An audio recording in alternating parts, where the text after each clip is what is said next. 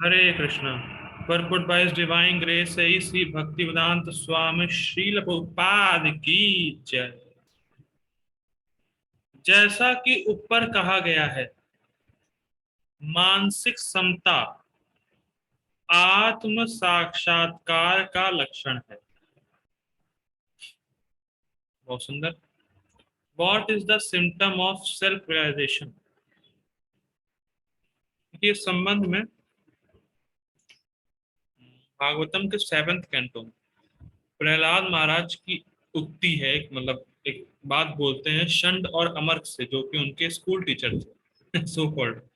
तो उनसे वो कहते हैं, बहुत सुंदर अर्थ बोलते हैं, सटीक point, cut to the point बोलते हैं। माया में होने का लक्षण क्या है? प्रहलाद महाराज बोलते हैं, माया में होने का लक्षण सिंपल है। व्यक्ति इस जगत में मित्र और शत्रु देख रहा है।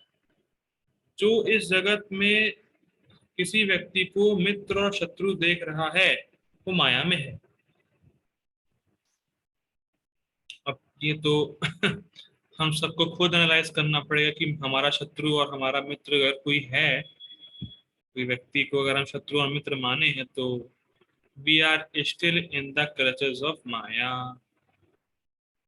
Cut to the cut point है वो प्रहलाद महाराज का। तो ये तो सेल्फ एनालाइज करना है हम लोग को फिलहाल। बड़ा ही मुश्किल है इसको समझना है कि शत्रु और मित्र, ठीक है, पॉइंट है ये भी। ठीक है, और देखिए आप, मानसिक समता का अर्थ क्या है? मानसिक समता का अर्थ ये है कि व्यक्ति सम है और किसी को भी शत्रु और मित्र नहीं मानता। एक तो ये पॉइंट है कि मान जो आत्म साक्षात्कारी व्यक्ति है, वो किसी को शत्रु और मित्र नहीं मानेगा। वो जानता है भाई सब कृष्ण के अंश हैं, तो किसी से भी शत्रुता और मित्रता उसकी नहीं है। देखिए ऐसे इसको वो मत लीजिएगा कि भक्तों से मित्रता नहीं होनी चाहिए। शत्रु और मित्र कहने का तात्पर्य यह है कि जो मुझे इंद्र तृप्ति दे वो मेरा मित्र, और जो मेरी इंद्र तृप्ति में बाधा बने वो मेरा शत्रु। इस प्रकार के लेवल का मित्र शत्रु नहीं होगा, क्योंकि उसको इंद्र तृप्ति को लेना देना है ही नहीं, जो आत्म साक्षात्कारी व्यक्ति है। तो इसीलिए वो किसी को शत्रु और मित्र नहीं मानता या नहीं देखता। एक तो ये पॉइंट है। और दूसरा मानसिक समता जो हम लोग कंटेक्स्ट हम लोग ले रहे हैं अभी, कि जो भी हमारे सुख दुख हैं वो हमारे कर्म फल की व्यवस्था से ही आए हैं। इसमें किसी का कोई दोष नहीं, वो हमारा ही करा कराया है। तो ये समता होती है कि जो सुख आ रहा है और जो दुख भी आ रहा है, तो भाई क्या कर सकते हैं, तो मेरे ही कर्मों का फल है। तो इसमें किसी को दोष नहीं देता वो, ना भगवान को ना किसी अन्य जीव को। देखिए भगवान को ना देना है तो थोड़ा सा ठीक है, अन्य जीव को थोड़ा मुश्किल है। किसी ने भी आपको सुख दुख दिया है, तो भगवान की प्रेरणा से ही आपको दुख दिया, क्योंकि आपका कर्म फल इस प्रकार का था कि आपको उस व्यक्ति से दुख आना ही था। ये कितना हल्का हो जाएगा ना अगर आप ये सोच रखें तो। अच्छा, ये जो मुझे दिया है इसने दुख, ठीक है, तो मेरे कर्मों का फल ही था, क्या दोष देना इसको, क्या बदला लेना। कितना हल्का हो जाएगा ना आपका मन, जरा विचार करिए। कोई बदले की भावना नहीं, अरे ये तो मेरे कर्मों का फल था, भगवान ने उसको प्रेरित किया, उसने मुझे दुख दिया तो उसने मुझे सुख दिया, ये तो मेरे ही कर्मों का फल है, मुझे मिल रहा है बस, ये मेरा ही विपाक है। तो इस प्रकार की जब समता आ जाएगी मानसिक, तो वो आत्म साक्षात्कार का लक्षण है। This is the symptom of self realization. और अगर अभी भी शत्रु मित्र में फंसे हुए हैं, बदला लेने की भावना ये वो, तो भी हम लोग माया में। ठीक, एक टेस्ट खुद ही करना है। जिन्होंने ऐसी अवस्था प्राप्त कर ली है, उन्हें भौतिक बंधनों पर विशेषतया जन्म तथा मृत्यु पर सर्ग विजय प्राप्त किए हुए मानना चाहिए। बहुत सुंदर। इसको ऐसा समझिए, जब तक भगवान में विषमता देखते रहेंगे, तब तक इस जगत को देखते रहना पड़ेगा। बहुत सुंदर बात। जब तक भगवान में विषमता देखते रहेंगे तब तक इस जगत को देखते रहना पड़ेगा, यानी इस जगत में बार बार आना पड़ेगा। कभी भी अगर भगवान में दोष देखा तो आप इस जगत में ही रहने वाले हैं, इस जगत में ही रहना ही होगा। लेकिन जो पंडित है, जो आत्म साक्षात्कारी, जो समदर्शी है, वो भगवान में ना दोष देख रहा है, ना भगवान में विषमता का दोष देखता है। तो इसीलिए वो पहले ही आप उसको मान लीजिए मुक्त है, उसने पहले ही जीत लिया है। ठीक। जब तक मनुष्य शरीरों को आत्म स्वरूप मानता है वह बद्ध जीव आत्मा माना जाता है, मतलब मैं ही शरीर हूं। ठीक। किंतु ज्यों ही वह आत्म साक्षात्कार द्वारा सम चित्तता की अवस्था को प्राप्त कर लेता है वह बद्ध जीवन से मुक्त हो जाता है। तो सम चित्तता का मतलब क्या है? भगवान इज नॉट बायस्ड। ठीक, सिंपल है कि भगवान भेदभाव नहीं करते, भगवान सम है। तो ये पॉइंट। और आत्म साक्षात्कार मतलब अपने को शरीर से भिन्न देख रहा है। तो जब व्यक्ति अपने को शरीर से भिन्न देखना शुरू कर दिया, ऐसा कर सकते हैं जब व्यक्ति ने सभी को जीवों के रूप में देखना शुरू कर दिया। ठीक। क्या बोला? एक बार फिर से मैं रिपीट करता हूँ। जब व्यक्ति ने सभी को जीवों के रूप में देखना शुरू कर दिया और ये देख रहा है कि परमात्मा उन सभी जीवों के प्रति सम है, तो आत्म साक्षात्कार तो हो ही गया उसको, कि वो अपने आप को शरीर से भिन्न देख रहा है, दूसरे को शरीरों से भिन्न देख रहा है। और फिर एक गुण क्या और ले रहा है कि परमात्मा सभी के प्रति सम है। तो जिस जिस व्यक्ति ने इन दोनों को देखने की अवस्था को प्राप्त कर लिया है वह मुक्त है। ठीक। एक तो अपने आप को शरीर से अलग देख ही रहा है, और दूसरा समचित है वो, मतलब ये भी देख रहा है कि भगवान सबके प्रति सम है। तो इन दो अवस्था को उसने प्राप्त कर लिया तो वो बद्ध जीवन से मुक्त हो गए। ठीक है। दूसरे शब्दों में उसे इस भौतिक जगत में जन्म नहीं लेना पड़ता, अपितु अपनी मृत्यु के बाद वह आध्यात्मिक लोक को जाता है। टिकट हो गई उसकी।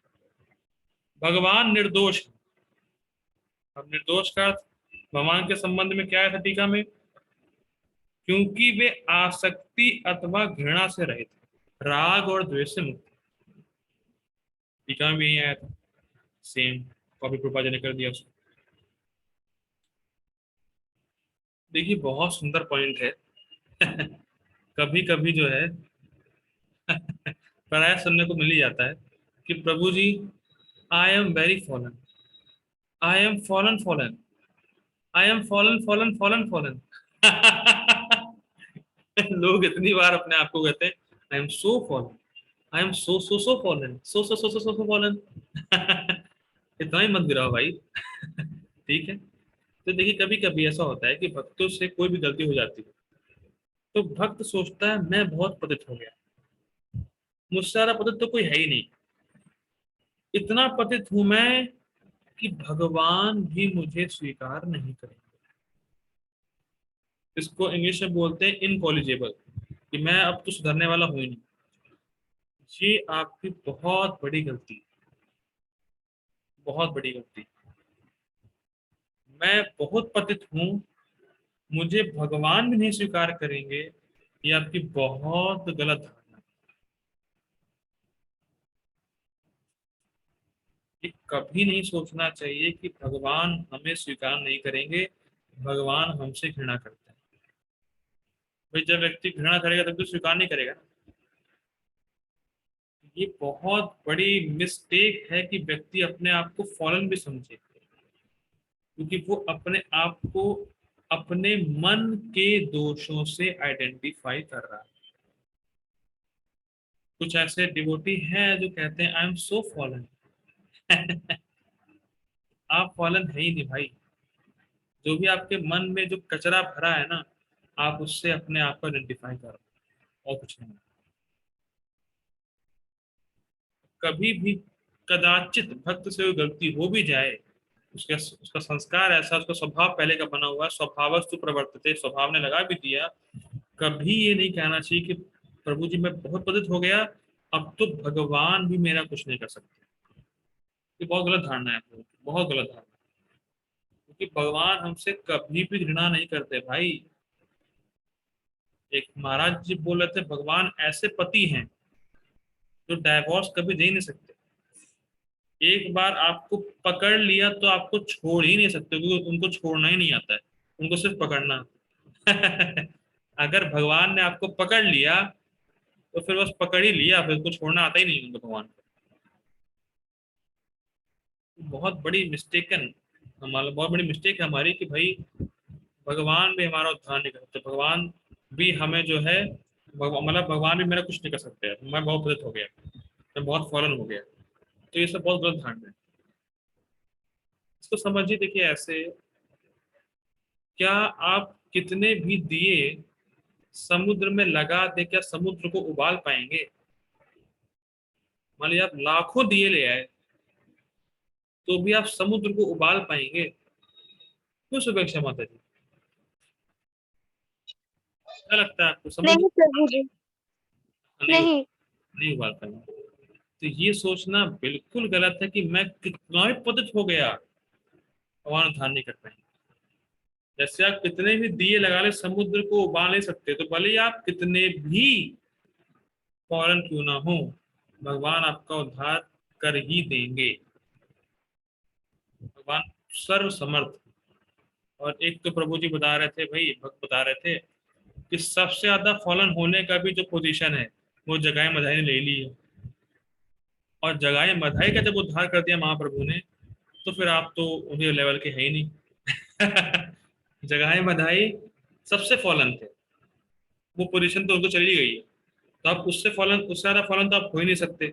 और जब उनका उद्धार कर दिया महाप्रभु ने, जगाई मधाई का, तो आपका क्यों नहीं करेंगे? So never think like that I am so fallen that Krishna can't deliver me. थोड़ा सा गलत धारणा। तो भगवान किसी से घृणा नहीं करते, भगवान किसी से भी वो नहीं होते कि भैया अरे इसने ऐसा काम किया है, इसको मैं छोड़ रहा हूँ ना।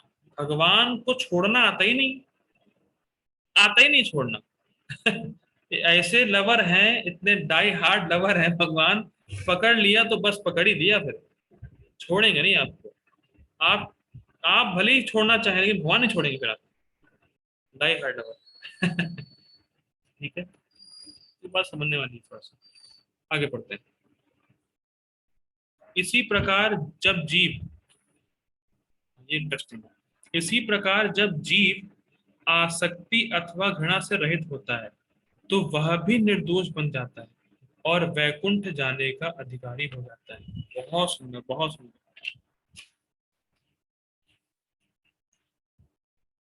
बहुत सुंदर है। देखिए, जैसे भगवान, जैसे भगवान सबको उनके कर्म के अनुसार सब दे रहे हैं, उनसे ना घृणा करते हैं ना आसक्ति। उसी प्रकार भक्त लोग भी अगर किसी को भी बुरा कर्म करते हुए देख लिया, उनको किसी, मान लीजिए कोई भक्त है तो किसी व्यक्ति को बुरा कर्म करते हुए देख भी लिया, तो भी उससे घृणा नहीं करता।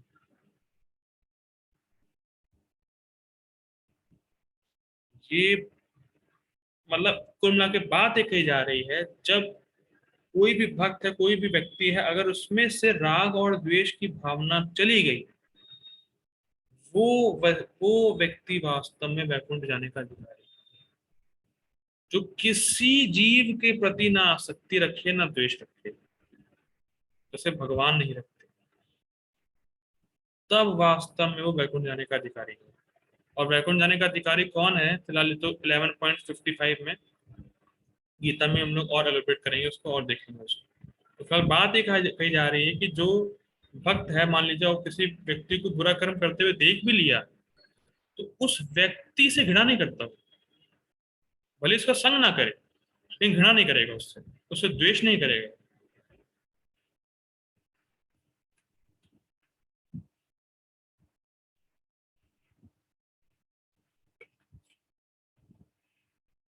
इस संबंध में एक पास्ट टाइम है महाभारत की, कि दुर्योधन ने युधिष्ठिर महाराज को जंगल भेज दिया था।